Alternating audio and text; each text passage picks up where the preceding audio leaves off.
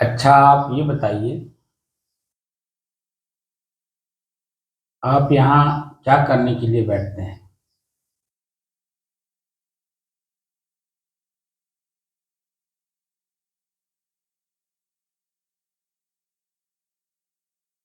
साधना करने के लिए बैठते हैं।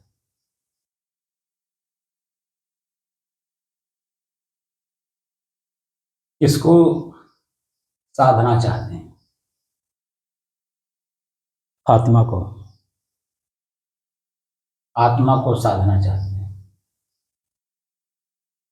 तो आत्मा के साधने में कितना सफल हुए?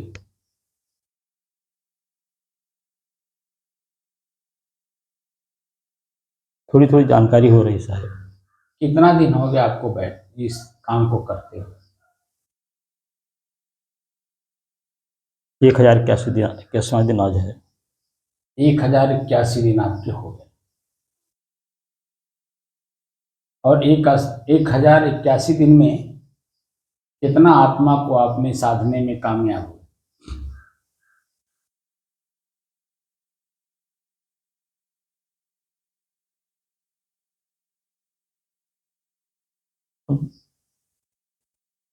धीरे धीरे साहब कुछ जानकारी कुछ हो रही है, साध रहे हैं धीरे धीरे। 2-4% तो 5-25% हो गया। 10-5% 20% तो हो ही गया साहब। मतलब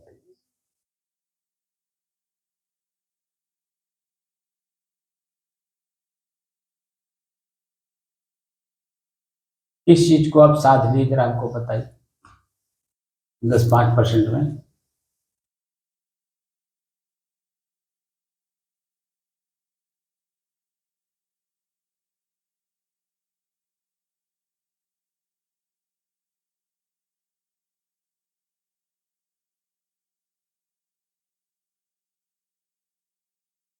अब शांति और स्थिरता।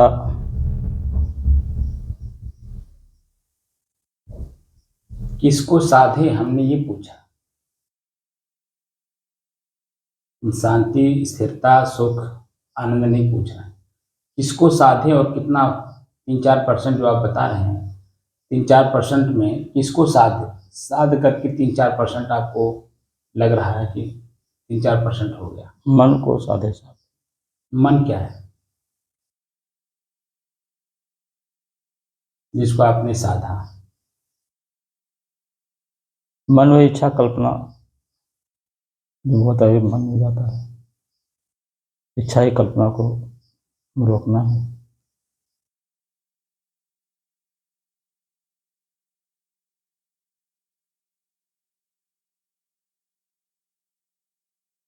मन को साधने का पर्याय जानते हैं?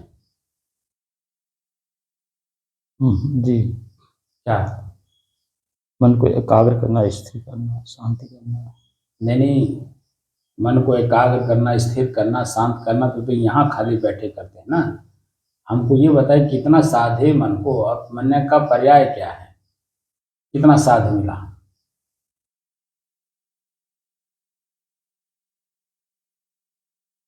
थोड़ा थोड़ा साथ रहना साथ। मन क्या है जिसको साध रहे हैं आप? वही इच्छा कल्पना जो इच्छा कल्पना हमने बताया, वो तो जो वासना में आता है। जो का बोलते हैं मतलब चिखा गया, खाया गया है, किया गया है, जो ही वही मन बन जाता है। जहाँ जाया जाए, जो देखा जाए वही मन बन जाता है। मन में जो उत्पन्न हो रहा है या जो पहले से भर रखा आपने, उसमें कितना सुधार आया?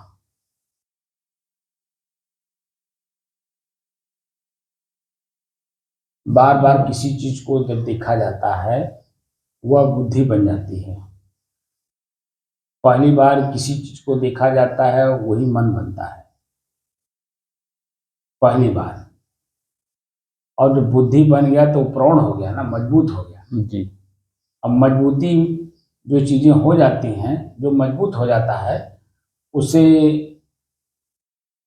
तोड़ना आसान बात होता है क्या? तो कितनी चीजों को आपने तोड़ा मन में। पुत्र मोह, पुत्र मोह, पत्नी मोह, घर मोह, नाती मोह, बहुओं का मोह, अपने शरीर का मोह, अपने जीभ का मोह, अपने कान का मोह, हाथ का, पैर का, लिंग का, किसको आपने अपने बस में किया, यानी साधा, और किस साधन से साधा?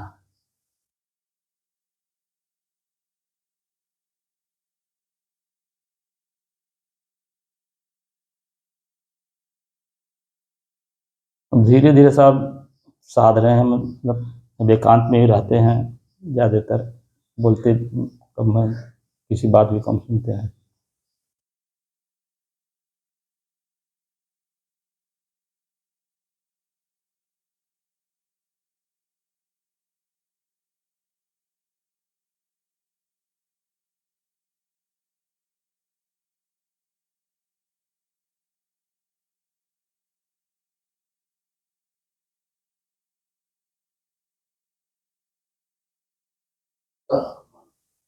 हाँ भाई।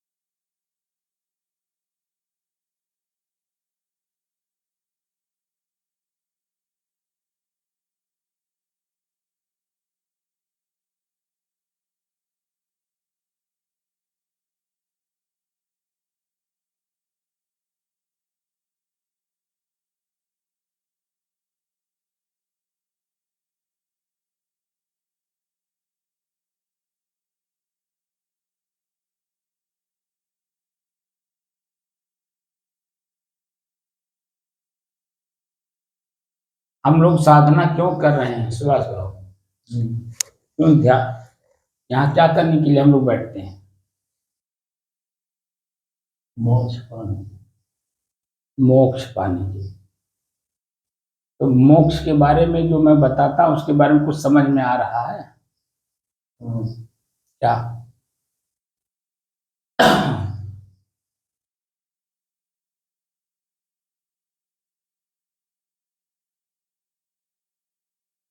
आप कितना दिन से बैठे हैं? महीना से ऊपर, 1 महीना से ऊपर हो गया। तो मोक्ष के बारे में जो हम चर्चा करते हैं,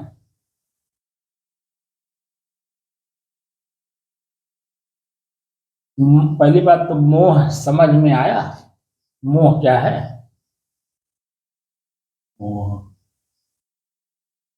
ये माया मन जाता है।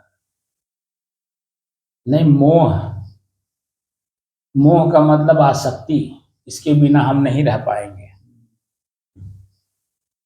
तो ये समझ में आया कि इसके बिना हम नहीं रह पाएंगे।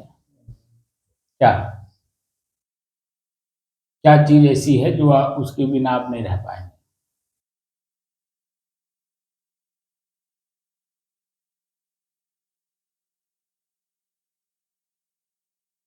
ये माया है। और माया क्या चीज है? स्पष्ट करिए, किसके बिना नहीं रह पाएंगे? माया क्या चीज?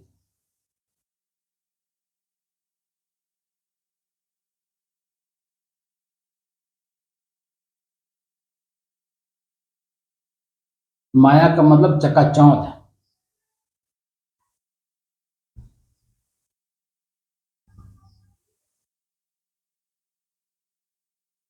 मोह का मतलब आसक्ति, हमने कहा ना, कितनी चीजों में आपकी आसक्ति है, इसके बिना नहीं रह पाएंगे।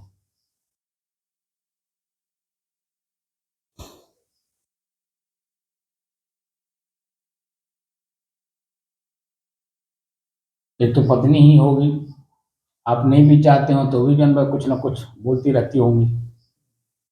बच्चे होंगे, घर परिवार होगा, जमीन जायदाद होगा,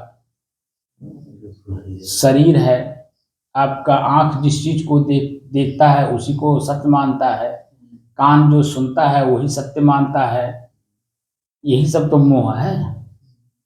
जीव के ऊपर जो पड़ता है भोजन के रूप में या वस्तु के रूप में, जिसका स्वाद है, जिस समय में हम लोग कुछ चबा रहे होते हैं या कुछ खा रहे होते हैं, उस समय में वही सत्य दिखाई देता है।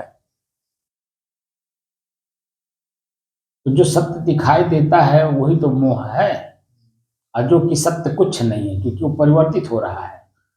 सामने अखरोट रखा है, वो अभी खड़ा है जब तक, तब तक जो बार बार आंख उस पर जाएगा, लेकिन वही आपके हाथ में आ गया और आप अपने ही मुंह में डाल लिए। मुंह में डाल करके जब चबाने लगते हैं तो आंख से दिखता है,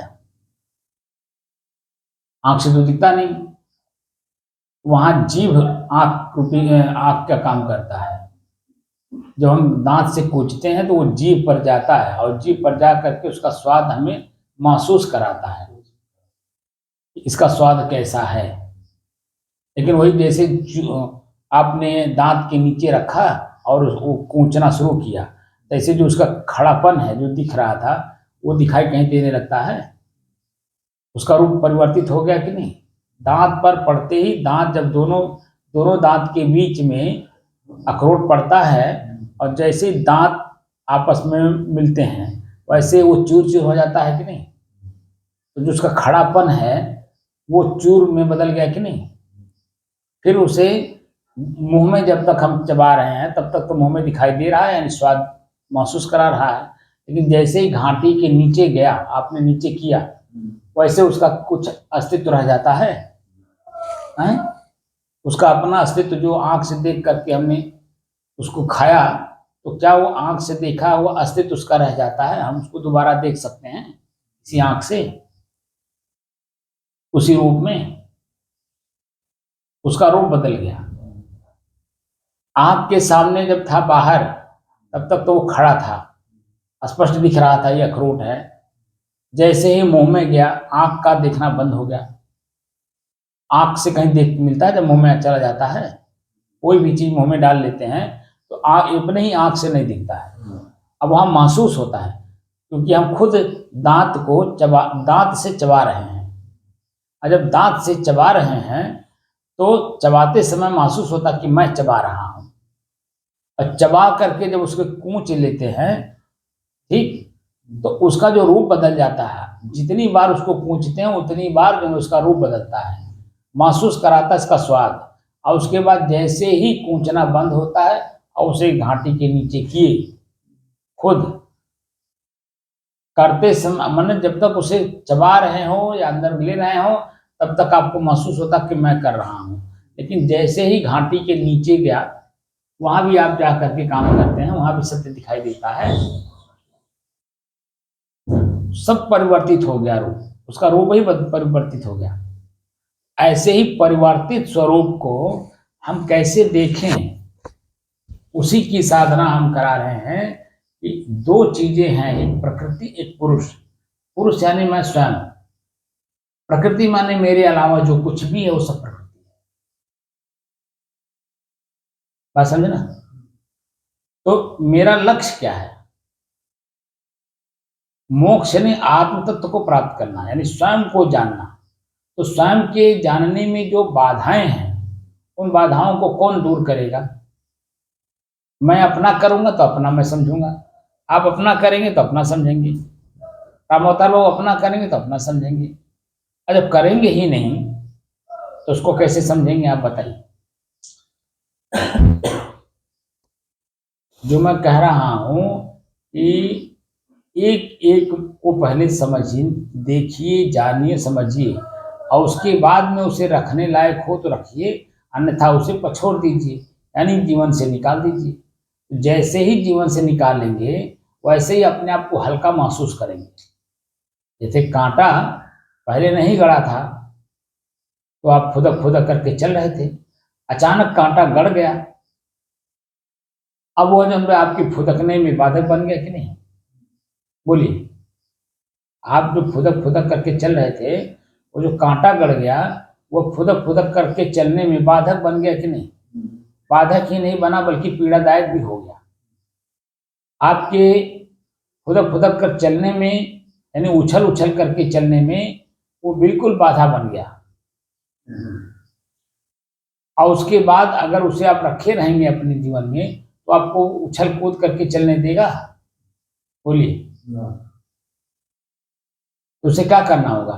जीवन से निकालना होगा कि नहीं कांटा को? तो कांटा ही हमारा वासना है और उसे ही निकालना है। कैसे निकालेंगे, उसी की कला सिखा रहा है, ताकि अपने आप को हल्का महसूस करिए। तो कितनी चीजों को आपने पहली बात तो जानने का प्रयास किया कि मोह क्या है, किन किन चीजों में मेरा मन आ सकता है, उसके बारे में जानने का प्रयास नहीं कर रहे हैं। खाली आते हैं, बैठते हैं आप लोग और बस खाली मन को शांत कर लेते हैं। बस आगे की जो स्टेमिना जागृत होनी चाहिए, इसको चेतना कहते हैं, वो चेतना नहीं जागृत हो पा रही, और हम खाली कह रहे हैं और आप लोग खाली सुन रहे हैं। तो कहने सुनने मात्र से आपका कल्याण कैसे होगा, आप बता दीजिए। सारा संसार तो उसी में डूबा हुआ है। बस वो एक कह रहा है, एक सुन रहा है, एक कह रहा है, एक सुन रहा है, एक सुन रहा है, दूसरे को कह रहा है। तो कह रहा है, दूसरा सुन रहा है, सुनने वाला दूसरे को सुना रहा है, अपने जीवन में उसे धारण नहीं करता है। तो ऐसे लोगों को कबीर साहब क्या कहते हैं मालूम है? राम बता लो। करछुल गधा। ऐसे लोगों को कबीर साहब क्या कहते हैं? करछुल गधा। किसको? ऐसे लोगों को। वो तो प्रवचनकर्ता को कह रहे हैं ना जी। प्रवचनकर्ता की, जैसा मैं प्रवचन कर रहा हूं उनको गधा और करछुल कह रहे हैं। फिर आप लोगों को क्या कह रहे हैं? ये कह रहा हूं,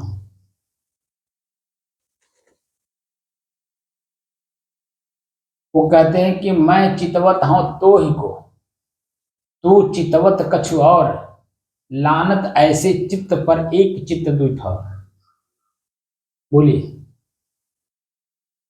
उसी को गोस्वामी तुलसीदास जी ने अपनी भाषा में कह दिया कि दुई काम न होए भुआलो। कबीर साहब तो डायरेक्ट चोट मार रहे हैं ना, गोस्वामी तुलसीदास जी घुमा के ला रहे हैं, और कबीर साहब सीधे सीधे मार रहे हैं। सीधे सीधे सीधे सीधे चोट अगर किसी को लगता है तो उसमें चेतना जागृत होती है, चेतना जागृत होती है कि क्यों हमको ऐसा कह रहे हैं, क्यों हमको मार रहे हैं। और जो क्यों प्रश्न अपने ऊपर आदमी करता है तो अपनी कमी देखता है, और कमी जब देखता है तो निश्चित है कि अपनी कमी को निकालने का प्रयास करता है। और जब तक वो निकल नहीं जाता है कमी, तब तक वो प्रयास ही नहीं करता, दृढ़ संकल्पित रहता कि मुझे अपने जीवन में नहीं चाहिए। क्योंकि इसी की वजह से मैं कहीं भी जाता हूं तो मेरे साथ लोग दुर्व्यवहार ही करते हैं, क्योंकि वो आदत मेरी है। बोलिए, अच्छे सभ्य समाज में, ऊंचे विचार के लोगों के बीच में, गांव के लोग जो सुरती खाने वाले, बीड़ी पीने वाले, अनर्गल बोलने वाले, वो क्या बोल रहे हैं उन्हें खुद नहीं पता, किसका क्या जिम्मेदारी ले रहे हैं उनका कुछ नहीं पता, या किसी को क्या जिम्मेदारी दे रहे हैं कुछ नहीं पता। तो ऐसे लोग बता दीजिए वो जीवन में क्या करेंगे? बस खाली मानव जीवन मिला है, निरर्थक खो रहे हैं। तो निरर्थक खोने के लिए मानव जीवन नहीं मिला है, बात समझे ना? काम कर रहे हो तो काम की तरह करिए, खूब मन लगा के करिए, ताकि आपका जो लक्ष्य है मोक्ष प्राप्त करना, या आत्मा को प्राप्त करना, या आत्म तत्व को प्राप्त करना, तो उसे कैसे जानेंगे कि हमें प्राप्त हो रहा है? बोलिए, जब लखनऊ एक लक्ष्य हमने बनाया, लखनऊ जाना है, तो लखनऊ जाने में हम जिस जिस पड़ाव को क्रॉस करते हैं, यानी पार करते हैं, उन पड़ावों के बारे में जानकारी रखते हैं कि नहीं, कि मैं यहाँ पहुंचा? रखते हैं। बोलिए, रखते हैं ना जी। ऐसे ही जो जब आत्म तत्व का या मोक्ष तत्व का लक्ष्य बनाए हैं, तो वहां तक पहुंचने में कितने पड़ाव आते हैं मालूम है? क्या एक एक पड़ाव आप जो पार कर रहे हैं, क्या आपने को पता है कि हमने कितना पड़ाव पार किया? क्योंकि पड़ाव नहीं अगर पार करेंगे तो वो तो दूर ही है। और ये पड़ाव जो है, क्योंकि चलने के बाद जो है अपने आप पड़ाव दूर होता है। हमको लखनऊ जाना है तो अभी पहला पड़ाव फुटैया है। फुटैया हमने पार किया नहीं किया। दूसरा पार क्या करना है? गोटवा। गोटवा पार किया कि नहीं? तीसरा कप्तानगंज। कप्तानगंज के बाद हरैया, महाराजगंज। महाराजगंज के बाद हरैया। अब एक एक पड़ाव जब हम पार करते हैं तो हमें पता चलता है कि हम एक एक पड़ाव, एक एक चौराहा पार कर रहे हैं। पड़ाव का मतलब चौराहा, हर चौराहे को हम पार कर रहे हैं तो हमें पता चलता है। इसीलिए आप कभी देखिए एरोप्लेन जो उड़ती है तो जो पायलट है उसके मुंह के बगल में आवाज कैप्चर करने के लिए मशीन लगी रहती है। अब वो आप लोगों ने कभी ख्याल नहीं किया हो, वो हमेशा बोलता रहता है, यानी किसी को बता रहा है। किसको बता रहा है? जिसके माध्यम से वो उड़ रहा है उसको बता रहा है कि मैं ये पड़ाव पार किया, ये पड़ाव पार किया, ये पड़ाव पार किया। क्योंकि कंट्रोलिंग पावर वहां है नीचे, और वहीं से वो पूरा का पूरा अपना सिस्टम जो हवाई जहाज उड़ रही है पूरा वहां से नीचे से कंट्रोल कर रहा है। वो कंट्रोल रूम कहते हैं ना, वो कंट्रोल रूम से बात करता है। यानी वो ये जानना चाहता है कि किस पड़ाव पर हो, यानी पायलट जिंदा है या बेहोश है या मर गया या उसके साथ कोई दुर्व्यवहार हो गया या हवाई जहाज के साथ कोई दुर्व्यवहार हो गया। इसीलिए वो कंट्रोल रूम से एक एक सेकंड बात करता रहता है। बात समझे ना जी। जब तक प्लेन नीचे लैंड नहीं कर जाती है तब तक जो है नीचे कंट्रोल रूम से उसका संपर्क हमेशा बना रहता है। और नीचे वाला ये जानना चाहता है कि सकुशल कहां तक पहुंचे, सकुशल कहां तक पहुंचे और कहां से सकुशलता खत्म हो रही है, कहां उनके साथ दुर्व्यवहार हो रहा है, उनके जीवन में आपत्ति विपत्ति दुख कहां से शुरू हुआ। वो वहां से हमेशा कंट्रोल में लगे रहते हैं। तो मैं कंट्रोलर हूं, आप लोगों को यात्रा करना है तो मेरा कर्तव्य क्या बनता है कि मैं इतना भी ना जानूं कहां तक ले आप पहुंचे। मेरे सानिध्य में साधना कर रहे हैं, कितनी चीजों को आपने साधा, ये मेरा कर्तव्य है कि मैं उसे जानूं। अन्यथा किधर जा रहे हैं हमें क्या पता। जाना आपको यहाँ से अमेरिका, पता चला आप जो है पश्चिम दिशा चल दिए, पूरब दिशा चल दिए, दक्षिण दिशा चल दिए, यानी विपरीत जा रहे हैं। तो हम कैसे जाने कि विपरीत जा रहे हैं या सही दिशा में जा रहे हैं? क्योंकि आप लोगों को तो मालूम नहीं है कि मोक्ष कह देना तो आसान है, आत्म तत्व तो कह देना आसान है, लेकिन क्या उसे हमने देखा है, जाना है, समझा है? अगर नहीं देखा, नहीं जाना, नहीं समझा है तो जानने देखने समझने के लिए तो हम लोग साधना कर रहे हैं किसी के सानिध्य में। ये सानिध्य में हम कर रहे हैं, अपने स्वतंत्र नहीं कर रहे हैं। स्वतंत्र तो आदमी तब काम करता है जब वो परिपक्व हो जाता है सीखने के बाद। जैसे ट्रेनिंग में किसी को भेजा जाता है तो क्या महीने का ट्रेनिंग होती है, जैसा पोस्ट हो, पोस्ट के हिसाब से ट्रेनिंग का पीरियड बढ़ता है। किसी का 2 महीने, किसी का 3 महीने, किसी का साल भर। होता है नहीं होता है? जी जी होता है। आप तो उसके साक्षी हैं। जी। तो ट्रेनिंग क्यों दी जाती है? क्योंकि जिस पोस्ट को इन्हें दिया जाएगा उस पोस्ट के हिसाब से काम उनको वहां करना होगा, वहां जाकर के फील्ड पे। और फील्ड पे जब काम करेंगे तो ये जो ट्रेनिंग है ये काम नहीं करता, वहां फील्ड काम करता है वर्तमान। लेकिन पहले से जानकारी इसीलिए दी जाती है कि आपको इसी तरह से करना है। तो हम यहाँ ट्रेनिंग दे रहे हैं तो घर में जाकर के कितने लोगों का मोह आपने त्याग किया, हमें जानने का अधिकार है। तो क्योंकि मोक्ष आप लोग चाहते हैं, मोह का नाश हुआ कि नहीं हुआ, और हुआ तो कितने लोगों का, क्योंकि अनगिनत लोगों का मोह अंदर में भरा पड़ा है। बात समझे ना? अनगिनत लोगों का जो मोह है वो हमें अपने तक जाने देगा? वो तो खाली मन से सुन लिए हैं, कान से सुन लिए हैं, मन बना लिए और उसी को दृढ़ निश्चय कर लिए कि इसी को कहने से हम यहाँ पर जब ये पूछेंगे, उन्हीं शब्दों को हम जब जवाब में कहेंगे तो हमारी वाहवाही होगी। अरे मेरे वाहवाही करने से आपका क्या लाभ हुआ? मैं वाहवाही कर ही दिया, क्या वास्तव में आप अपने को उससे प्राप्त कर लिए? बोलिए। तो खाली शब्द आपने हमें बता दिया मेरे पूछने से, लेकिन क्या अपने आप को टटोल करके बताइए, क्या मोह का नाश हुआ? और कितने प्रकार के मोह का नाश हुआ?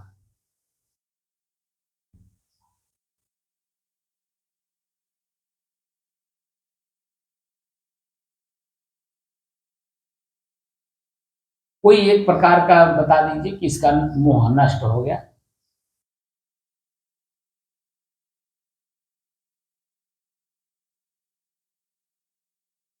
पत्नी नहीं रही साहब, पत्नी का मोह नष्ट वो तो हो गया। नहीं रही, नहीं रहने का उसको कोई सवाल ही नहीं उठता है, वो तो अपने आप ही धीरे धीरे मोह टूट जाएगा।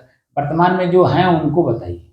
और परिवार जितने हजार में कौन रहते हैं, लेकिन कोई चिपचिपाहट नहीं है, रहते हैं बीच में, लेकिन चिपचिपाहट नहीं है किसी से कुछ।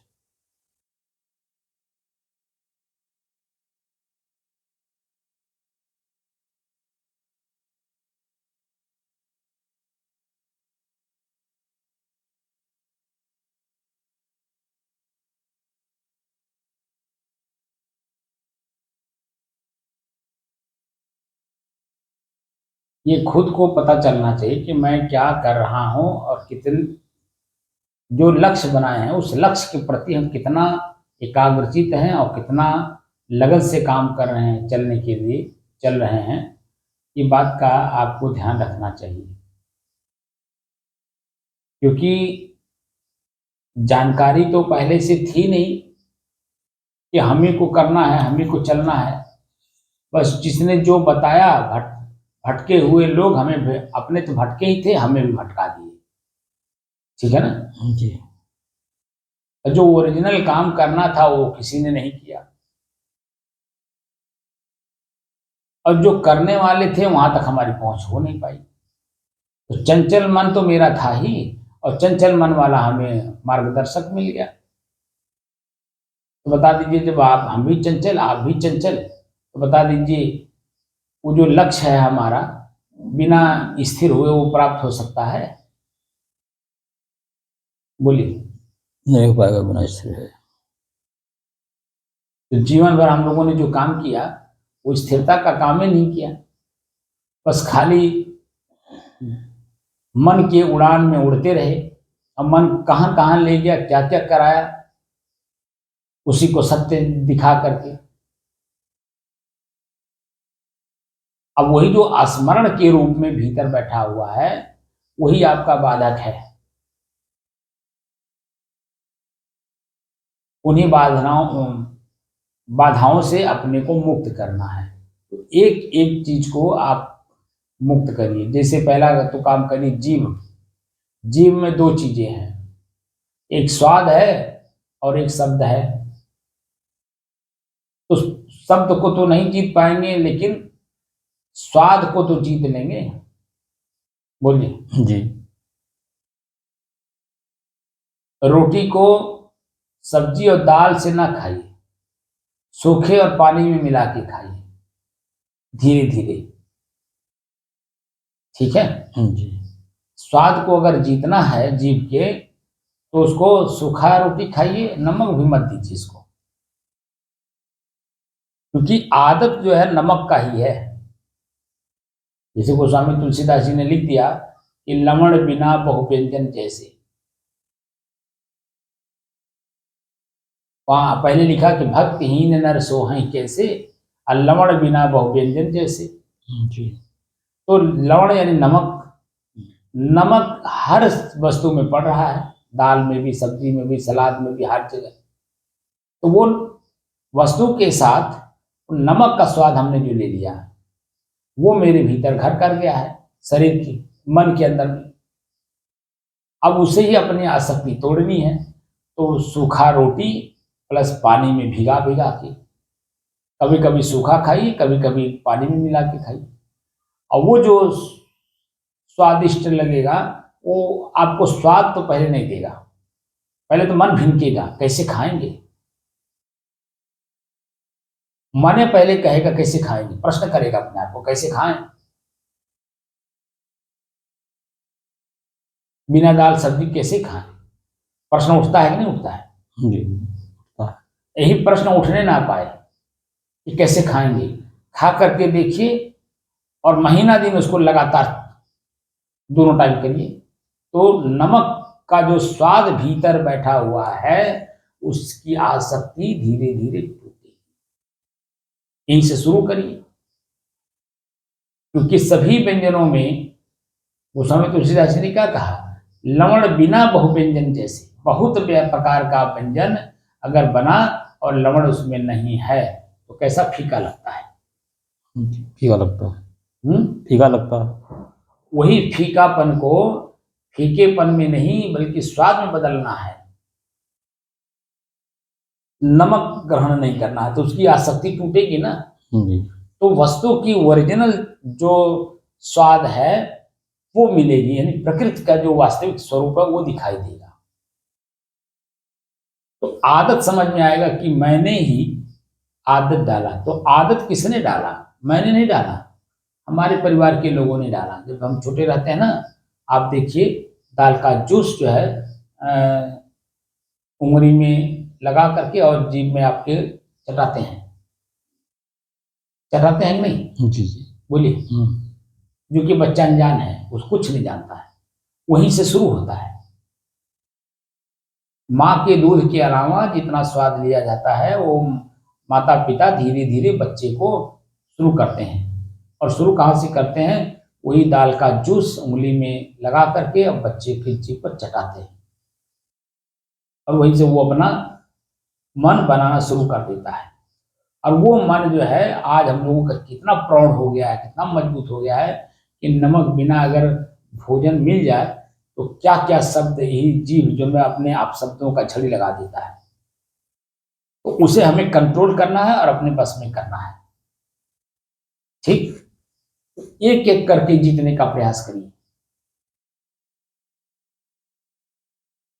मोक्ष क्या होता है? साफ दिखाई देने लगेगा।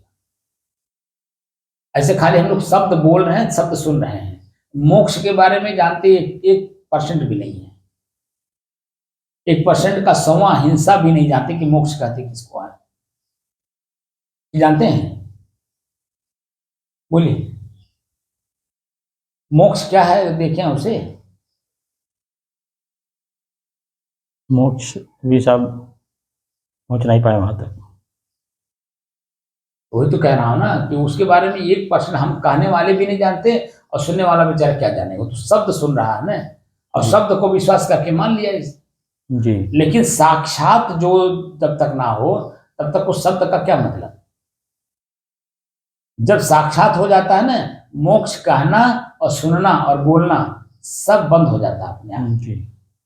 जैसे यहां से लखनऊ गए तो लखनऊ जब पहुंच गए तो लखनऊ अब नहीं दिखाई देता है। अब लखनऊ में जाना कहाँ ये दिखाई देता है। किससे मिलना है, किस गली में जाना, किस ऑफिस में जाना है, किस व्यक्ति से मिलना है, किस व्यक्ति से मिल करके अपनी बात कहना है या उनकी बात सुनना है। लखनऊ तब नहीं दिखता है और जब काम हो जाता है तब तो लौटते हैं ना। कहाँ लौटते हैं? जहां से चले वापस जहां से चले थे जी। जहां बैठ करके लक्ष्य बनाए थे फिर वहीं लौट करके आए। तो चलना भी है, देखना भी है, लौटना भी है और वहीं पहुंचना है जहां से लक्ष्य बना के चले थे। तो कितना काम करना है। तो श्वास देखने का मतलब क्या हुआ? साधन है ये। अपने चंचल मन को, यानी जितना पहले से अंदर में इच्छाएं बना करके बैठा रखा है उनसे अपने आप को मुक्त करने के लिए, ताकि हम जिस लक्ष्य को बना करके काम करना चाहते हैं उस लक्ष्य के प्रति कितना एकाग्रचित हैं, यही कल शाम को बताया था ना। पहले तो ध्यान है क्या, ध्यान ही को समझना है। तो ध्यान का मतलब लक्ष्य, लक्ष्य का स्मरण करना, बार बार स्मरण करना। तो आपका लक्ष्य क्या है? उस लक्ष्य के प्रति जब आप चलेंगे तभी तो समझ पाएंगे कि मैं कितना चला। एक एक पड़ाव जो मैं कह रहा हूँ, लखनऊ जाना है, एक लक्ष्य बन गया। अब कितने पड़ाव पार करने हैं? यहाँ से 200 किलोमीटर है लखनऊ। अब 200 किलोमीटर हमें क्या अचानक पहुंच जाएंगे वहां? हवाई जहाज से भी जाएंगे तो भी आपको कम से कम आधा घंटा पौन घंटा तो लग ही जाएगा। बोलिए, क्योंकि आपको एयरपोर्ट पे जाना होगा, उड़ान भरेगी। अब उड़ान जब एक एक सू तो चलती है, फिर वहां जाकर के लैंड करेगी, फिर आप वहां से उतरेंगे, फिर अपने जगह पर जाएंगे, फिर भी उसमें आधा पौन घंटा तो लग जाता है। और वैसे भी आपको 4 घंटा चलना है, तो 4 घंटा चलते समय एक एक इंच जो है आपकी गाड़ी चलेगी कि नहीं, चाहे बस से जाइए, चाहे कार से जाइए, चाहे आप अपने साधन से जाइए, प्राइवेट से साधन से जाइए, किसी भी साधन से जाइए, तो एक एक इंच चलेंगे तभी तो पहुंचेंगे। बोलिए जी। अभी तो मैंने दूर दूर का पड़ाव बताया, 2-2 किलोमीटर, 3-3 किलोमीटर, 4-4 किलोमीटर का। उसको घटाएंगे, इंच इंच ले आएंगे, इंच के बाद फिर सूत सूत लाएंगे, तब समझ में आएगा कि कितना दूरी है। बात समझे ना? जी। मन की गति पकड़ना इतना आसान नहीं है। और कहाँ कहाँ मन हम ही लोगों ने बनाया है, किसी ने बनाया नहीं है। हमारा अपना ही बनाया, अपने देखा सुना भोगा हुआ जो मन बना हुआ है उसे सत्य मान करके स्थिर कर रखे हैं। और जो कि वर्तमान में कुछ है नहीं। आज के पहले का कोई चीज आप आंख से देख सकते हो, कान से सुन सकते हो उसके बारे में? हाँ। तो क्यों झूठे दिन उनका हम ता लगा लगा के रखे हैं? बोलिए, जैसे कपड़ा बक्सा में तह लगा के रखा जाता है, ऐसे ही मस्तिष्क रूपी पेटी में तह लगा करके हमने रखा है, निकाल नहीं रहे हैं। तो कितना कबाड़ रखेंगे आप बताइए? काम की चीज खाली पास में रखिए, बाकी सब निकाल के बाहर कर दीजिए। ये संन्यास का काम चल रहा है, गृहस्थ परंपरा का काम नहीं चल रहा, संन्यास का काम चल रहा है। संन्यास में आना इतना आसान नहीं होता है।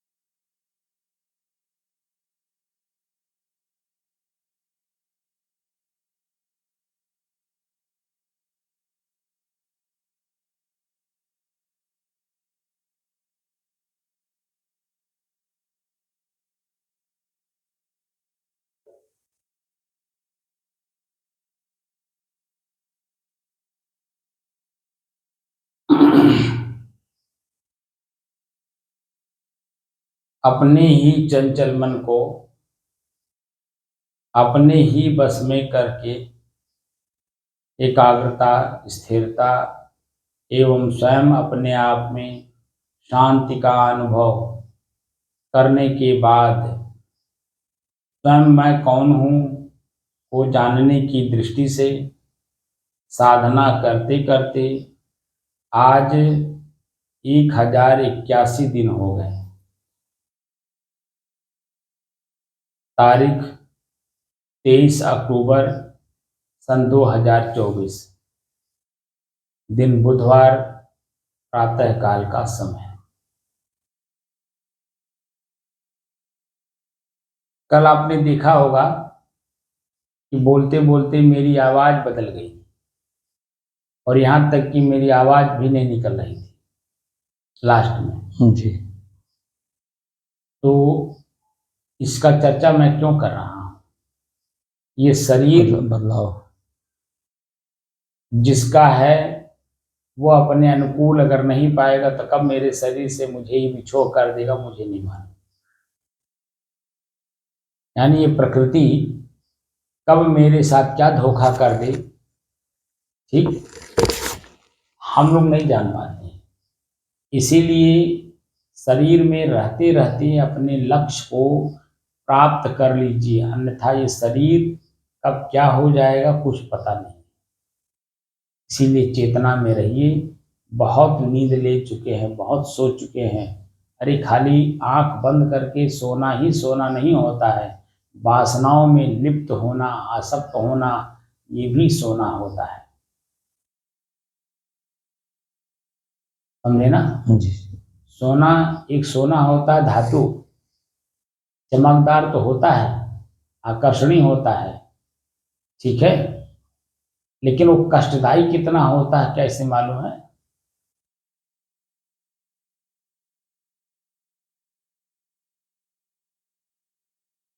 ये जो वासना है ना वो सोने की तरह है, जब पास में रहता है तो चमकता है, दिखाता है, लेकिन वो जब जाता है ना तो कष्ट देता है। जैसे जो आपको हार्ट का प्रॉब्लम हुआ, वो हार्ट का प्रॉब्लम क्यों हुआ? इसी कारण से तो कि आपका सोना यानी आपकी जो स्त्री थी, पत्नी, वह जैसे आपके शरीर से बिछोह की या अपने शरीर से बिछोह की, वैसे ही जब उसके बारे में बहुत कुछ सोच लिए होंगे, क्योंकि साधना तो करते नहीं थे आप, मन अपने बस में था नहीं। तो अचानक उनके छूटने से और आपका जो मन स्थिति है वो क्या सोच लिया, और सोच करके आप ही के शरीर में पुनः कष्ट दे दिया कि नहीं दे दिया? जी। बोलिए। जी। वो जो कष्ट का आभास है उसको स्मरण रखिए, ख्याल रखिए कि किसी चीज की आसक्ति इसी तरह से पीड़ा देता है जो कि मेरे शरीर से मुझे बिछोह भी करा सकता था। वो तो आपके पास पैसा था, कमाई किए थे, बच्चे अच्छे थे, ले जा करके आपका ट्रीटमेंट करा दिए, नहीं तो ये कितने लोग चले जा रहे हैं। और उस पर भी एक बार के दो बार के हार्ट के प्रॉब्लम आने से दूसरे तीसरे बार जब आदमी कम बचता है। इसीलिए आपका शरीर बिल्कुल खतरे में है।